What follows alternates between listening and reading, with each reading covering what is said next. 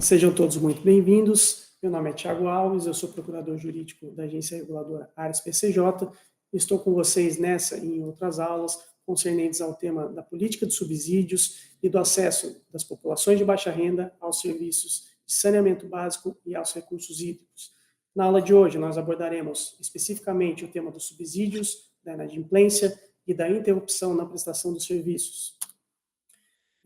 Sobre esse macrotema da interrupção dos serviços e sobre como essa ação afeta, sobretudo, as populações de baixa renda, nossa aula é dividida em 3 tópicos. No primeiro tópico, abordaremos o problema da inadimplência e como ela afeta o prestador, a capacidade de pagamento dessa população de baixa renda e a própria necessidade de receita do prestador para que ele possa cumprir os seus serviços com qualidade. No tópico 2, abordaremos a hipótese de interrupção dos serviços de saneamento nos casos de inadimplência. Abordaremos o aspecto legislativo que permite essa ação por parte do prestador e abordaremos também um olhar específico para as populações de baixa renda quando o assunto é em relação à interrupção do serviço de saneamento a essa população vulnerável. Finalizando a nossa aula, tópico 3, falaremos especificamente da sistemática de subsídios e de como ela pode funcionar como um contraponto nesse cenário, ou seja, uma alternativa à gestão municipal, para que ao mesmo tempo contemple a necessidade dessa população vulnerável e também a necessidade do prestador de ser remunerado pelo serviço que ele precisa prestar. Falando sobre inadimplência, é preciso a gente deixar claro que é um problema real, é um problema que afeta todos os prestadores de serviços de saneamento no Brasil. Ela representa, em muitos casos, a grande dificuldade para que esses prestadores consigam prestar serviços de qualidade e com continuidade. Essa inadimplência é um problema que se agrava ainda mais quando a gente fala sobre a população de baixa renda. Isso porque, conforme nós já falamos em aulas anteriores, em relação a essa parcela da população, existe uma precariedade financeira, ou seja, existe uma menor capacidade de pagamento por parte dessas populações. Dentro de todo esse contexto, ou seja, um contexto de alta inadimplência gerada por uma menor capacidade de pagamento por essa população, em muitos casos, os prestadores de serviços têm utilizado a interrupção dos seus serviços a essa população para compelir essa população a pagar a sua fatura, ainda que seja um pagamento reduzido, para que possa continuar a ter acesso ao serviço público de saneamento básico. Sobre a interrupção dos serviços, embora seja uma medida extrema, uma medida que afeta muito a vida das pessoas, sobretudo as populações de baixa renda, embora seja de fato uma ação extremada, ela é permitida pelo ordenamento. A Lei Federal 11.445 respalda essa medida e é muito clara quando ela diz lá no seu artigo 40 que os serviços de saneamento básico eles poderão ser interrompidos pelo prestador, no caso de inadimplemento, ou seja, nos casos em que o usuário desse serviço público não realize o pagamento das tarifas, o prestador pode interromper esses serviços desde que haja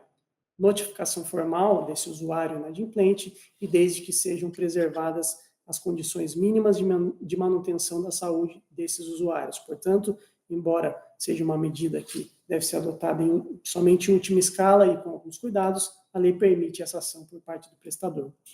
Dentro dessa questão, a Lei 11.445 também é claro no sentido de que cabe à entidade reguladora normatizar essas condições para que essa interrupção dos serviços ela aconteça, ou seja,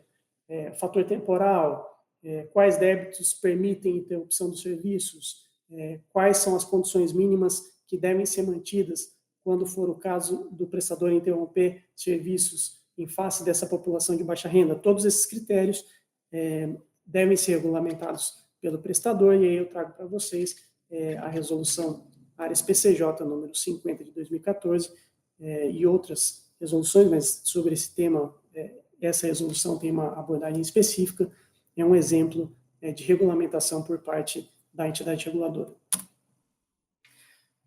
Quando a gente olha para a jurisprudência, para o entendimento dos tribunais, o entendimento é o mesmo, não tem mudança de percepção em relação a essa possibilidade de interrupção dos serviços. Ao mesmo passo que a Lei 11.445 permite, os tribunais também têm seguido esse posicionamento no sentido de que, seja o usuário comum, seja o usuário beneficiado por tarifa social, caso haja inadimplemento, pode o prestador realizar a interrupção dos serviços. Qual é o critério que tem sido mais utilizado para balizar o posicionamento dos tribunais? O critério temporal. A maioria dos posicionamentos encontrados nas cortes de justiça, sobretudo estaduais, é no sentido de que o prestador só pode realizar a interrupção do serviço em relação a débitos recentes, em relação a faturas recentes não adimplidas por esses usuários. Tem sido estabelecida uma métrica de 3 meses. Os 3 últimos débitos possibilitariam a interrupção dos serviços por parte do prestador de serviço em face desse usuário inadimplente. Mas a mensagem que eu gostaria de deixar para as senhoras e para os senhores é de que, mais uma vez, essa questão fica a cargo da entidade reguladora. O regulador deve regulamentar, por meio de norma própria, todos os critérios pertencentes a essa temática, portanto, também o critério temporal. A gente tem visualizado essa métrica de 3 meses, mas pode haver um critério temporal distinto, a depender da agência reguladora, então, portanto, o município, o gestor municipal, siga a norma da sua entidade reguladora, concernente a esse critério e a outros critérios relacionados aos casos de interrupção dos serviços em face dos usuários inadimplentes e, sobretudo, em face das inadimplências verificadas nas populações de baixa renda. Falando um pouco de tarifa social e abordando, portanto, especificamente o caso das populações vulneráveis, populações de baixa renda, população com menor capacidade de pagamento. O artigo 40, lá no seu parágrafo 3º, ele deixa cravado, sacramentado, que mesmo quando se tratar de população beneficiada por tarifa social, população de baixa renda, ainda assim, essa ação de interrupção por parte do prestador, ela é possível, ela pode ser utilizada caso o usuário reste inadimplente com a sua fatura. A única baliza suplementar que a Lei Federal 11.445 traz quando o assunto é específico para populações de baixa renda,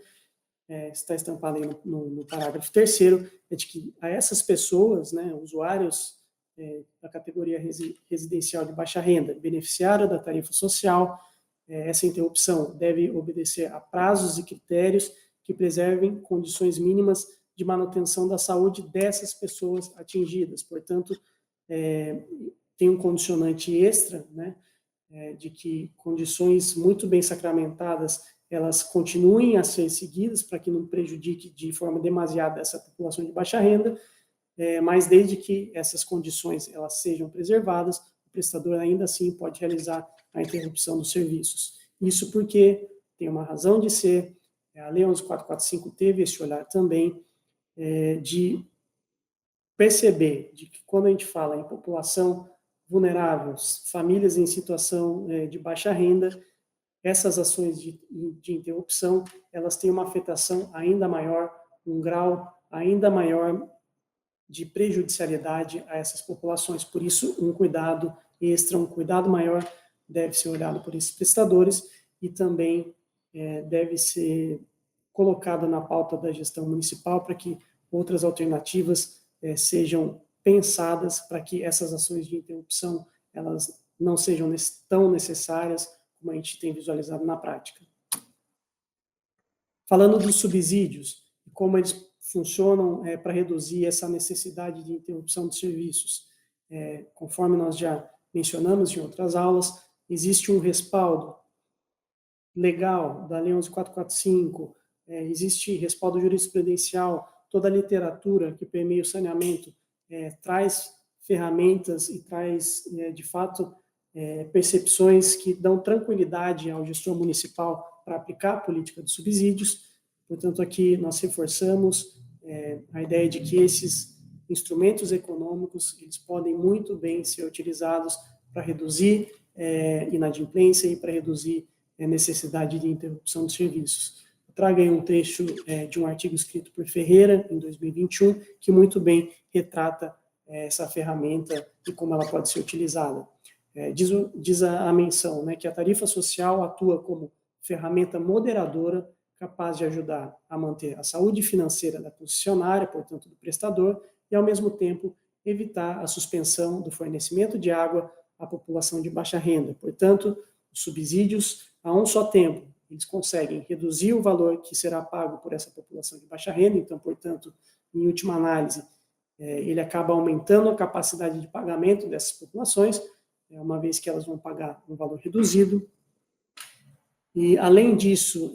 nós temos um fator muito importante de que esses usuários de baixa renda, se eles conseguem pagar um valor ainda que reduzido, eles estão contribuindo para a remuneração do prestador, ou seja, contribuindo para que o serviço continue a ser prestado com qualidade. E quando eles pagam um valor ainda que reduzido, a hipótese legalmente legitimada para a interrupção de serviços, ela não acontece, ou seja, se ele paga uma fatura recente, né, paga um valor reduzido, mas paga, né, uma vez que ele é beneficiado pela tarifa social, por um subsídio tarifário, o prestador já não consegue mais realizar essa ação de interrupção do serviço, que poderia muito mais afetar esse usuário inadimplente. Portanto, nessa métrica, onde existe um pagamento reduzido, mas existe um pagamento por meio dos subsídios, e em última análise, existe uma ação que também consegue olhar para o prestador, manter a saúde financeira do prestador, essa prestação dos serviços com qualidade, ela continua sendo possível, sendo contínua e também